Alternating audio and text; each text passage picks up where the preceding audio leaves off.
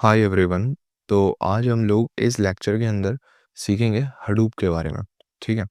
अब एक टर्म होता है विच इज़ कॉल्ड हडूप। ठीक। अब आप लोगों ने शायद बिग डेटा पढ़ा होगा तो वहाँ पे हडूप बहुत सुना होगा। तो यार बहुत सारे बच्चों को पता ही नहीं होता है ना। अब इसको बहुत तरीके से सीखते हैं। तो यार हडूप क्या है? तो सबसे पहले हडूप यहाँ पे जो टर्म है वो एक हाथी को रिप्रेजेंट कर रहा है। इसका लोगो इस तरीके से, करेक्ट। अगर लोगो अगर आपसे यूट्यूब का लोगो पूछा जाए तो उसका लोगो आप लोगों ने देखा है, इंस्टाग्राम का लोगो देखा है, ऐसे ही हडूप का लोगो है। हडूप है क्या चीज़? हडूप हम क्यों यूज़ कर रहे हैं? सबसे पहले हम हडूप यूज़ कर रहे होते हैं, एक तो सबसे चीज़ डेटा को स्टोर करने के लिए हडूप का यूज़ है। दूसरा, हम डेटा के अंदर प्रोसेसिंग कर रहे होते हैं उसके लिए। अब जो मेरा डेटा है वो मेरा नॉर्मल डेटा नहीं है, ये हम लोगों ने अभी सीख लिया था। तो वो जो डेटा है वो वास्ट अमाउंट ऑफ डेटा है, मतलब बिग डेटा है। तो अगर मुझे बिग डेटा के अंदर डेटा को स्टोर करना, बहुत सारा डेटा है, मान लो ये पेटाबाइट ऑफ डेटा है, पेटाबाइट्स ऑफ डेटा है। ठीक है। अब मुझे इस डेटा को स्टोर करना है, तो ये रिलेशनल डेटाबेस के अंदर तो होने से रहा। तो स्टोरेज के लिए मुझे हडूप समझना या हडूप के बारे में पता होना चाहिए, है ना। HDFS which is called Hadoop distributed file system हम यहाँ पे यूज़ करेंगे। और प्रोसेसिंग के लिए हम मैप रिड्यूस का भी यूज़ कर रहे होंगे। ठीक है। हालांकि मैप रिड्यूसिंग से भी अच्छी प्रोसेसिंग स्पार्क करता है। अगर आप स्पार्क की ऑफिशियल वेबसाइट के अंदर जाएंगे तो वहाँ पे लिखा है कि spark is 100 time faster than map reduce in terms of processing. तो ये बात बिल्कुल सत्य है। बट हम भैया मैप रिड्यूस का क्यों यूज़ कर रहे होते हैं देन?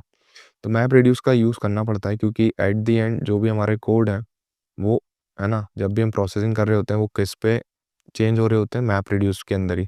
तो भले आप स्पार्क का कोड लिखें, उसकी उसमें आपको फास्टर तो मिलेगा स्पार्क प्रोसेसिंग के टर्म्स में, बट वो एट द एंड क्या यूज़ कर रहा होता है? मैप रिड्यूस कर रहा होता है फॉर डेटा प्रोसेसिंग। और फॉर स्टोरिंग द डेटा हम हडूप डिस्ट्रीब्यूटेड फाइल सिस्टम का यूज़ कर रहे होते हैं, करेक्ट। तो हम अभी ये सीख चुके हैं कि हडूप क्या है। हडूप का जो मेन काम है वो बिग डेटा को स्टोर करने का है और प्रोसेस करने का है। क्लियर है? यस। अगर आपसे कोई भी पूछे हडूप का काम क्या है, हम हडूप क्यों यूज़ कर रहे हैं, तो पहला रीज़न होना चाहिए for storing large amount of data. दूसरा, for processing large amount of data. Clear है? क्लियर है बात? तो ये दो चीज़ें पता होनी चाहिए। अब यहाँ पे जो प्रोसेसिंग होती है वो पैरेलल प्रोसेसिंग होती है, और जो डेटा स्टोर होता है वो डिस्ट्रीब्यूटेड फैशन में होता है। तो यहाँ पे लिखा गया है कि डेटा जो होगा वो डिस्ट्रीब्यूटेड फैशन में होगा। सपोज़ मेरे पास जो डेटा है वो इस तरीके से होगा कि यहाँ पे हम एक कम्युनिटी हार्डवेयर देंगे, यहाँ पे उसी डेटा की एक दूसरा डेटा होगा उधर देंगे। तो इस तरीके से मेरा डेटा जो होगा वो डिस्ट्रीब्यूटेड होगा across different different community hardwares, और you can say clusters of community hardwares के अंदर। ठीक है। तो इस तरीके से यहाँ पे क्या होता है? डिस्ट्रीब्यूशन होता है। और स्टोरिंग के लिए यहाँ पे डिस्ट्रीब्यूशन होगा, और प्रोसेसिंग के लिए पैरेलल प्रोसेसिंग की जाती है, जैसे कि मेरा ज़्यादा से ज़्यादा डेटा प्रोसेस हो जाए कम से कम टाइम के अंदर। तो प्रोसेसिंग भी क्या होती है? फास्ट होती है। तो क्या बात समझ में आई? यस। तो अगर आपसे कोई पूछे, अब आप बता दोगे हडूप क्या है, तो पहली सिंपल सी डेफिनेशन ये लिखी गई है, Hadoop is an open source framework. और किसका फ्रेमवर्क है? जावा में लिखा गया है, written in Java, used for storing and processing huge amount of data, और you can say vast amount of data in distributed and scalable way. Clear है? Yes. और किसने ओरिजिनेट किया था इसको? डग कटिंग ने। किसने? डग कटिंग ने। ठीक है। क्लियरली बात है, सिंपल है। और जो सबसे मेन इंपॉर्टेंट बात क्या है कि हडूप किस लिए डिज़ाइन है? To scale up. बट किस तरीके से स्केल अप करता है? ये हॉरिजॉन्टली स्केल अप करता है। तो अगर आप लोग को कोई पूछ ले तो आपको ये पता होना चाहिए कि is design Hadoop is designed to horizontally scale up from single machine to 1000 machine. ठीक है। Single machine to thousands of machines. ये बात समझ में आई? ठीक है?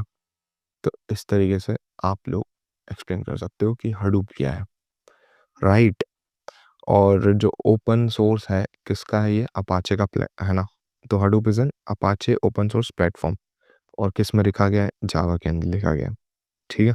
सो मैंने एक बेसिक आइडिया दे दिया कि यार हडूप क्या है, एंड लिटरल मानो हडूप सिर्फ और सिर्फ आपका डेटा स्टोर करने के काम आता है, ना सिर्फ डेटा प्रोसेस करने के काम में आता है। क्लियर? ठीक है? अब एक बहुत ज़्यादा सिंपल सवाल बनेगा, वो सवाल है कि भैया हडूप वर्सेस रिलेशनल डेटाबेस, तो क्या आप लोग इन दोनों में डिफरेंस तैयार कर सकते हो? यस भैया, बहुत सारे पॉइंट हो सकते हैं। यस, सबसे पहला पॉइंट, इसका जो डेटा होगा वो यहाँ पे रिलेशनल डेटाबेस में डेटा जो होगा नॉर्मल डेटा होगा। ठीक है? नॉर्मल डेटा होगा, और यहाँ पे जो डेटा होगा वो लार्ज अमाउंट ऑफ डेटा होगा, पेटाबाइट्स वगैरह में होगा। ठीक है? दूसरी चीज़, यहाँ पे जो डेटा स्टोर होता है आप लोगों को पता है रिलेशनल डेटाबेस में टेबल्स की फॉर्म में होता है। ठीक है? यहाँ पे हम किस किस लैंग्वेज का यूज़ कर रहे होते हैं, एसक्यूएल का, एसक्यूएल टाइप लैंग्वेज का यूज़ कर रहे होते हैं for quarrying and processing the data. यहाँ पे हम डिफरेंट डिफरेंट लैंग्वेजेस का यूज़ करेंगे, वो आप लोग सीख लोगे आगे चल के। ठीक है? तो ये चीज़ है। सो मैं होप कर रहा हूँ कि मैंने आप लोग को हडूप समझा दिया। ठीक है? तो या that's it for this video. छोटी सी वीडियो थी, काम की वीडियो थी, बस इतना जानना ज़रूरी है कि हडूप क्या है, दैट्स इट, दैट्स इट। और कई लोग इसको हडूप की जगह अपाचे हडूप कहते हैं, तो वो एक ही चीज़ है। अपाचे यहाँ पे यूज़ कर सकते हो आप लोग, क्योंकि Hadoop is N Apache open source platform. Clear? यही पता होना चाहिए आप लोगों को। ओके? तो जो जो चीज़ें थी नेसेसरी वो मैंने बता दी।